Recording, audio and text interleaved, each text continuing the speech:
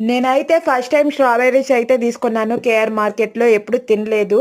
చూసినాను గానీ అంతే. సో, ఇంక తీసుకొనొచ్చేసి ఫ్రిడ్జ్‌లో పెట్టుకున్నాను. 2 డేస్ అయింది. దాంట్లో 2 చెడిపోయింది గూడా. సో, వాష్ చేసేసి ఒకటి టేస్ట్ చేసిన. తియ్యగుంటే అట్టే వాష్ చేసుకొని తినేస్తామని. కానీ అది చాలా పుల్లగా ఉంది. తినబుద్దవ్వలేదు. సో దట్ జ్యూస్ చేసేస్తామని అన్నీ వాష్ చేసుకుంటుండా.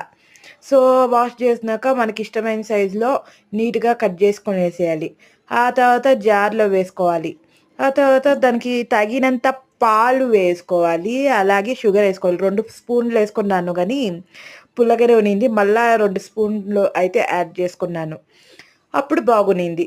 సో, నేనైతే అట్టే తాగిన ఫిల్టర్ చేసుకోకుండా కొంచెం. విజయ్‌కైతే జ్యూస్ ఫిల్టర్ చేస్తేనే తాగుతాడు. ఫిల్టర్ చేయకపోతే ఏ జ్యూసు తాగడు. సో, అందుకని విజయ్ కోసం ఫిల్టర్ చేసి ఇచ్చినాను. సో, మీలో ఎంతమందికి స్ట్రాబెర్రీ జ్యూస్ అంటే ఇష్టమో కామెంట్ చేసి చెప్పండి.